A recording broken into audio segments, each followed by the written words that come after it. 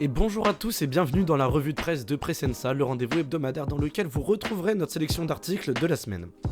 Tous les articles sont à retrouver sur notre site et commençons sans plus attendre. Faisons-nous les choses à l'envers, essayons-nous de comprendre le 21e siècle avec des outils mieux adaptés au 20e siècle. C'est la question que pose David Anderson depuis New York. Puisque dans une époque où les outils du XXe siècle tels que la diplomatie ou le leadership politique ne sont plus aussi efficaces qu'avant, comme le témoigne le non-respect des cessez-le-feu ou la fébrilité des institutions internationales sur la résolution pacifique des conflits, Anderson avance l'idée que la crise de notre époque est peut-être moins géopolitique que géoculturelle.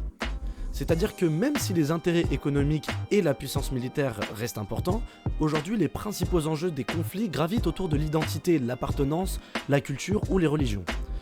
L'auteur avance d'ailleurs tout un tas d'exemples, le conflit israélo-palestinien, le Brexit, l'Hindoudva en Inde ou encore la guerre en Ukraine.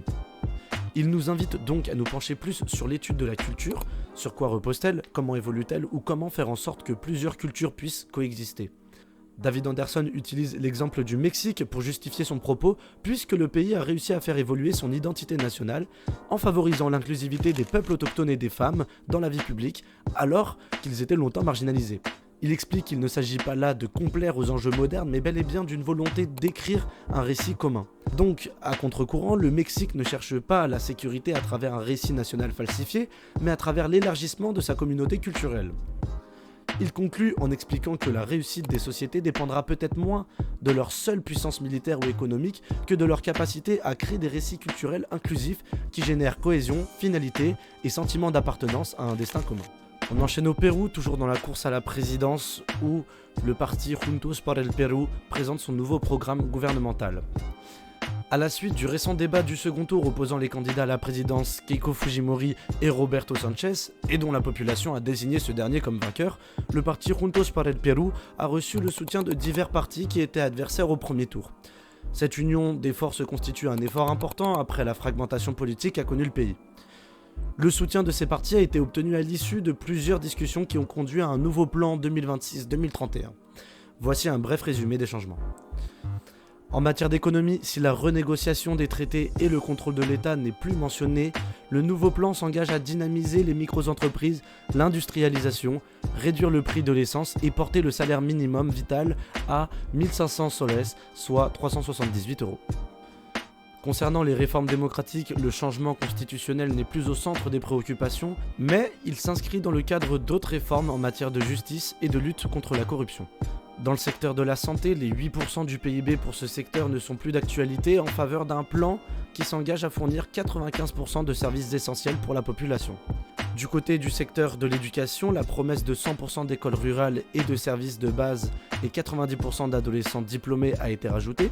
En ce qui concerne la décentralisation, le plan augmente de 10 points la part du PIB des régions situées en dehors de Lima et de Callao. Et enfin, concernant la sécurité, plusieurs engagements ont été réaffirmés, notamment l'abrogation des lois favorables à la criminalité, la justice et la réparation pour les victimes de manifestations, une politique économique en harmonie avec la nature ou encore la défense d'une éducation publique de qualité. A noter que le Pérou a déjà vécu une situation similaire en 2011 lorsque l'ancien président Ollanta Humala s'était lancé dans la course à la présidence et qu'après être arrivé au second tour, il avait établi une nouvelle feuille de route qui conservait certains objectifs initiaux tout en s'inscrivant davantage dans le modèle d'économie de marché. Cette fois-ci, le contexte est différent avec un peuple péruvien qui met l'accent sur l'insécurité citoyenne. Rendez-vous en Albanie cette fois-ci où à Tirana se tiennent de grandes manifestations contre le méga projet touristique de Kushner. Le projet qui a obtenu le statut d'investissement stratégique lui garantissant plusieurs privilèges, notamment des procédures accélérées, prévoit un complexe hôtelier de luxe de 1,4 milliard d'euros s'étalant sur 45 hectares de l'île de Sazan. L'île fait partie du parc national marin de Karaburun-Sazan, l'un des écosystèmes protégés les plus importants d'Albanie. Les groupes écologistes alertent quant au danger que représente ce projet pour la biodiversité. Les groupes écologistes affirment que cette zone est vitale pour la biodiversité, en particulier pour le phoque moine de Méditerranée, l'un des mammifères marins les plus rares au monde, ainsi que pour plusieurs espèces d'oiseaux migrateurs comme les flamants roses et les pélicans. C'est la société Atlantic Incubation Partner LLC qui est en charge du projet. Une société étroitement liée à Jared Kushner, qui est nul autre que le gendre de Donald Trump et médiateur pour les États-Unis dans divers conflits à travers le monde. C'est au travers du slogan « L'Albanie n'est pas à vendre » que les manifestants réclament l'annulation du projet, ainsi que la démission de Edi Rama, l'actuel Premier ministre qui a approuvé le projet. Allez, on fait un détour en République de Guinée où c'est le mois de l'enfant et le droit à l'éducation est gravé dans la loi. Le Code de l'enfant de 2019 le consacre comme un droit fondamental, s'appuyant sur les grandes conventions internationales, celle des Nations Unies de 1989 et la Charte africaine des droits de l'enfant. Sur le papier, l'État s'engage à construire des écoles, former des enseignants et protéger les enfants de toute discrimination scolaire. Les parents, eux, ont l'obligation d'inscrire leurs enfants et d'assurer leur suivi. Parmi les mesures phares, l'État s'engage à construire et équiper des établissements scolaires sur tout le territoire, former et déployer suffisamment d'enseignants, y compris en zone rurale, garantir l'égalité d'accès sans discrimination de genre, d'origine ou de handicap, et mettre en place des programmes de lutte contre l'abandon scolaire. Les familles, elles, ont le devoir d'inscrire obligatoirement leurs enfants à l'école, d'assurer un suivi régulier du parcours scolaire, ainsi que préserver l'enfant de toute situation compromettant sa scolarité. La loi, quant à elle, interdit le travail des enfants en âge de scolarisation, les mariages précoces qui arrachent les filles de l'école, toute forme de violence ou de discrimination en milieu scolaire et l'exploitation économique des mineurs. Mais entre le texte et la réalité, le fossé reste profond. Dans les zones rurales, les établissements sont trop rares, trop loin, trop peu dotés. Dans les foyers pauvres, l'achat des fournitures ou le prix du transport fait pencher la balance du côté du travail plutôt que de l'école. Et pour des milliers de filles, le mariage précoce et les grossesses en cours de scolarité ferment brutalement la porte de la salle de classe. À cela s'ajoute la question de qualité, des classes surchargées, des équipements insuffisants, des enseignants qui manquent de formation continue. Parce que oui, aller à l'école ne suffit pas, encore faut-il y apprendre. Quoi qu'il en soit, la Guinée a l'air d'être en bonne voie pour la favorisation de l'accès à l'éducation et de la qualité de l'enseignement.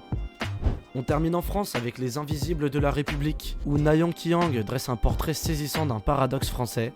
Des millions de personnes sans papier participent pleinement à la vie économique et sociale du pays, tout en restant juridiquement inexistantes. L'article commence par un constat implacable. Ce sont ceux qui cuisinent dans les restaurants, qui nettoient les bureaux, qui élèvent les enfants des autres et qui bâtissent les immeubles. Et pourtant, ils n'existent pas. Du moins, pas officiellement. Car derrière le terme administratif de sans-papiers se cachent des trajectoires humaines d'une grande diversité. Anciens demandeurs d'asile, travailleurs établis depuis des années, personnes ayant perdu leur droit au séjour, il y a tout type de trajectoire. L'auteur décrit avec précision les mécanismes de cette invisibilité.